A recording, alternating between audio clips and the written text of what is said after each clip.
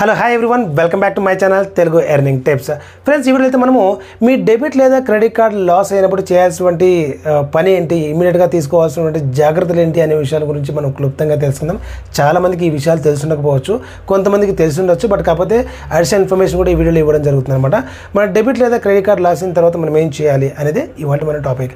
Video ఎక్కడ skip చేయకుండా end వరకు చూసారంటే ఖచ్చితంగా మీకంటే ఒక క్లారిటీ వస్తుంది. దానికంటే ముందు మీరు మన ఛానల్కి ఫస్ట్ టైం వీచ్ చేసినట్టు కనుక వీడియో కింద కనిపిస్తున్నట్టు సబ్స్క్రైబ్ బటన్ క్లిక్ చేసుకుని ఆ పక్కనే కనిపిస్తున్న బెల్ ఐకాన్ యాక్టివేట్ చేసుకోవడం ద్వారా నా లేటెస్ట్ వీడియోస్ ఏవైతే ఉన్నాయో వాటిని మీరు నోటిఫికేషన్ రూపంలో పొందొచ్చు. ఫ్రెండ్స్ చూడండి, ఇమ్మీడియట్గా మన డెబిట్ లేదా క్రెడిట్ కార్డు లాస్ అయినప్పుడు మీరు చేయాల్సింది ఫస్ట్ స్టెప్ వచ్చేసి కార్డుని బ్లాక్ చేసుకోవాలి.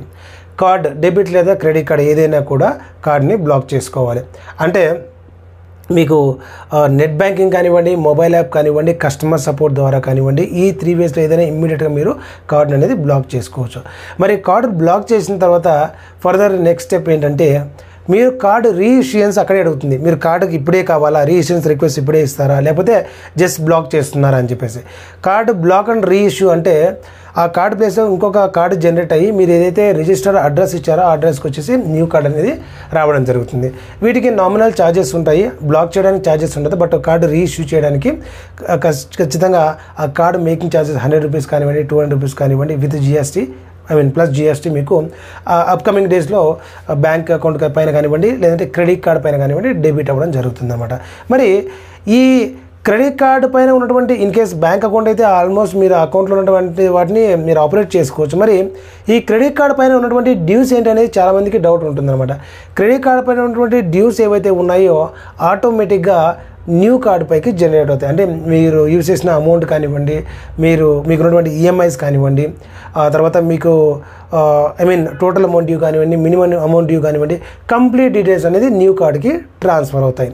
ఇన్ కేసు మీరు ఎక్కడైనా కూడా ఈ డెబిట్ లేదా క్రెడిట్ కార్డు ఆటో పేమెంట్కి ఈసీఎస్కి ఇచ్చారంటే ఆ టైంలో మాత్రమే మీ కొత్త కార్డు డీటెయిల్స్ రిజిస్టర్ చేసుకోవాల్సి ఉంటుంది. అప్పుడే మీ కార్డు నుంచి అమౌంట్ అనేది ఆటోమేటిక్గా డెబిట్ అవ్వడం జరుగుతుంది. ఇది మాత్రం మీరు తెలుసుకోవాల్సినటువంటి విషయం.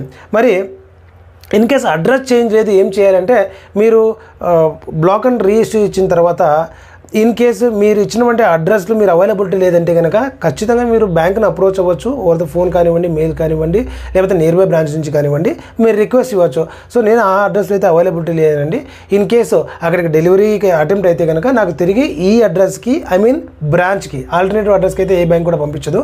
సో మీకు నియర్ బై బ్రాంచ్కి అయితే మీరు రిక్వెస్ట్ తీసుకోవచ్చు. ఫర్ ఎగ్జాంపుల్ హైదరాబాద్లో మీరు అడ్రస్ ఇచ్చారు, మీరు due to some XYZ reason మీరు బెంగళూరుకు ట్రాన్స్ఫర్ అయ్యారు.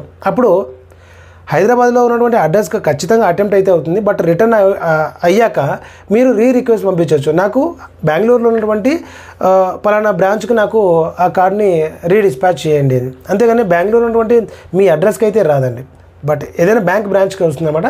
అక్కడికి వెళ్ళేసి మీ ఐడి ప్రూఫ్ చూపించేసి కార్డు అనేది రిసీవ్ చేసుకోవచ్చు. ఎప్పుడైతే మీరు కార్డు రిసీవ్ చేసుకోవడానికి వెళ్తారో అప్పుడే మీరు మీ అడ్రస్ చేంజ్ రిక్వెస్ట్ కూడా ఇవ్వచ్చు. అంటే ఫ్యూచర్లో మీకు ఏదైనా కానీ మరి ఏదైనా డెలివరబుల్ థింగ్స్ ఏమైనా ఉంటే బ్యాంక్ రిలేటెడ్ మీ కొత్త అడ్రస్కి అనేది రావడం జరుగుతుంది. సో ఈ విధంగా మీరు ఇమ్మీడియట్గా కార్డుని బ్లాక్ చేసుకొని రీఇష్యూ పెట్టవచ్చు. అండ్ మీరు అడ్రస్ కూడా ఇన్ కేస్ ఇన్కరెక్ట్ ఉంటే కనుక మాడిఫికేషన్ చేసుకోవచ్చు. అండ్ దగ్గరలో బ్రాంచ్ నుంచి మీరు కనెక్ట్ అనేది చేసుకోవచ్చు. సో ఇంకా మీరు కార్డ్ లాస్ గురించి ఏమైనా అడిషనల్ డౌట్స్ ఏమైనా ఉంటే కనుక కామెంట్ సెక్షన్ అయితే కామెంట్ చేయండి. వీడియో నచ్చితే ఖచ్చితంగా ఒక లైక్ అయితే చేయండి. వీలైతే మీ ఫ్రెండ్స్ అండ్ ఫ్యామిలీ మెంబర్స్కి షేర్ చేయండి. ఎవరికైతే ఈ ఇన్ఫర్మేషన్ రిక్వైర్మెంట్ ఉంటుందో మరిన్ని అప్డేట్స్ కోసం మిస్ అవ్వకుండా నా ఛానల్కి సబ్స్క్రైబ్ అవ్వండి. See you in the next video. Till then take care, by.